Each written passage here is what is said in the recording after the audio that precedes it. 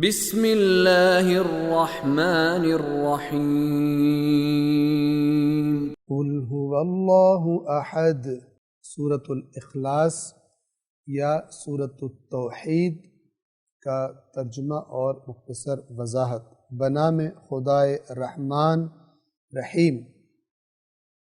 قل هو اللہ احد، کہیے یا ہم ترجمہ کریں کہہ دیجئے، ہوا وہ اللہ، اللہ احد یکتا ہے۔ اس آیت کے بارے میں جو اہم نکات ہیں وہ آپ کی خدمت میں عرض کر دیں۔ یہ جو قل کے بعد ہوا آیا ہے، اسے ضمیر شأن عربی زبان میں کہا جاتا ہے۔ کب اسے استعمال کیا جاتا ہے؟ جب کہنے والا کوئی بہت اہم بات کہنے جا رہا ہو تو وہ ضمیر شأن کو لے کر آتا ہے، جیسے یہاں پر ہوا آئی ہے، اس کی مختلف شکلیں، یہاں پر ہوا ہے، اور یہ ہوا کو لا کر گویا کہ وہ سننے والے کو خبردار کر دیتا ہے کہ بہت ہی اہم بات کہنے جا رہا ہے۔ اور اگر ہم اس ہوا سے مراد عام ضمیر لیں تو آپ کو پتہ ہے جو ضمیر ہوتی ہے، پروناؤن ہوتا ہے، وہ پہلے کوئی چیز یا کوئی نام جو ذکر ہو چکا ہوتا ہے، بعد میں پروناؤن آتا ہے، اور وہ پروناؤن سے مراد وہی گزشتہ چیز ہوتی ہے۔ اب یہاں پر ہوا سے پہلے تو ذکر کسی کا نہیں ہے،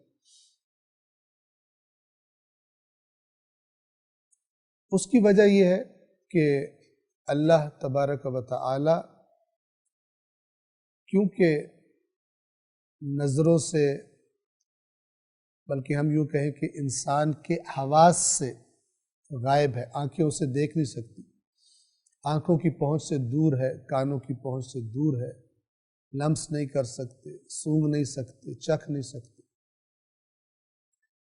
تو اس لیے ہوا کہ جو اس کے لیے استعمال ہوتا ہے کہ جو سامنے نہ ہو، اور کیونکہ اللہ ہمارے حواس کے سامنے نہیں ہے، ویسے تو ہر جگہ ہے،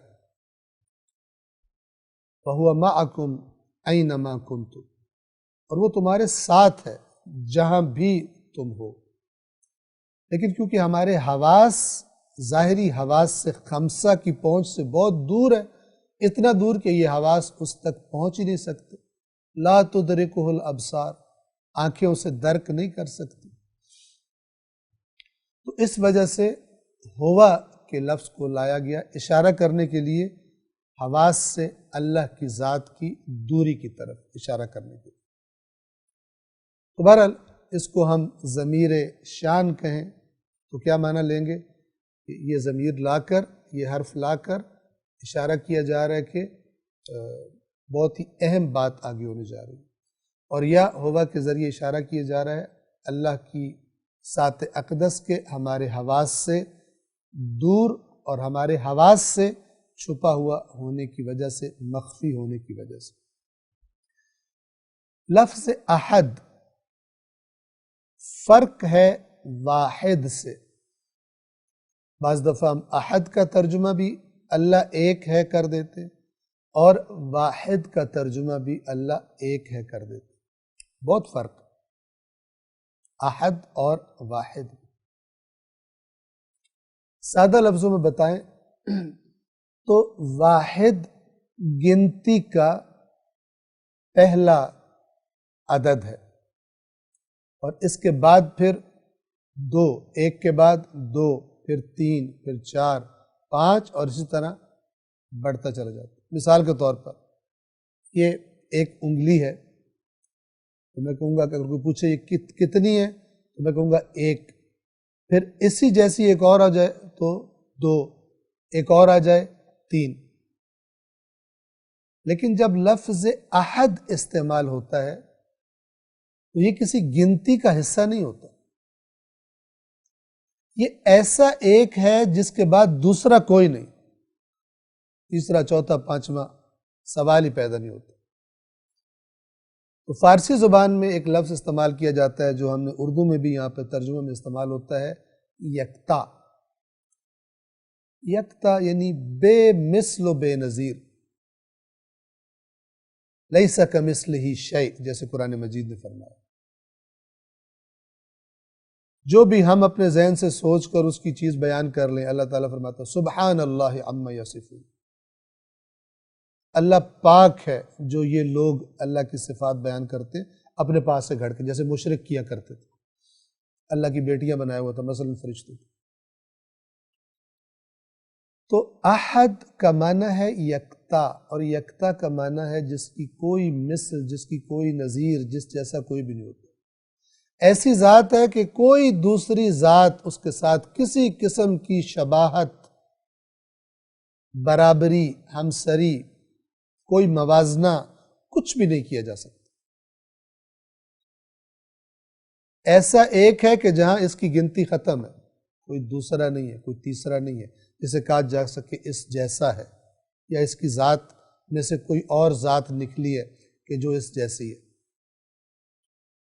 اس طرح کی تمام باتیں شرک کے زمرے میں آئیں گی۔ یہ سورہ نازل ہی اسی لیے ہوئی ہے، اگرچہ بہت مختصر سی ہے، 4 چھوٹی چھوٹی آیات پر مشتمل ہے، لیکن اس کا نام رکھا گیا سورۃ الاخلاص۔ اخلاص یعنی خالص کر دینا، اور دوسرا نام اس کا رکھا گیا سورۃ توحید، اللہ کی وحدانیت کو، اللہ کی یکتائی کو، اللہ کی یونیکنس کو، بے مثل و بے نظیر و بے مثال ہونے کو بیان کیا ہے سورہ میں۔ جو روایات ہیں اس کے شان نزول کے بارے میں، ان میں اس طرح سے آتا ہے کہ مشرکین مکہ رسول اللہ کے پاس آئے صلی اللہ علیہ وآلہ وسلم، اور آ کر سوال کیا کہ یہ جس اللہ کی طرف تم دعوت دے رہے ہو یہ کس چیز کا بنا ہوا ہے؟ لوہے کا ہے، لکڑی کا ہے، سونے کا ہے، چاندی کا ہے، کس چیز کا بنا ہوا ہے؟ کیوں؟ اس لیے کہ انہوں نے اپنے جو معبود بنائے ہوئے تھے وہ انہی چیزوں سے بنائے ہوئے تھے، پتھر، لکڑی، سونا، چاندی، لوہا مثلا۔ تو اپنی ذہنیت کے مطابق آ کر سوال کرتے ہیں رسول اللہ سے کہ تمہارا جو معبود ہے، تمہارا جو اللہ ہے، وہ کس چیز کا بنا ہوا ہے؟ تو ان کے جواب میں سورۃ الاخلاص یا سورۃ التوحید نازل ہوتی ہے، اور روایات اہل بیت میں آپ کو معلوم ہے کہ مذمت کی گئی ہے اس شخص کی کہ جو اپنی 5 نمازوں میں ایک مرتبہ بھی سورۃ الاخلاص کی تلاوت نہ کرے۔ کیوں؟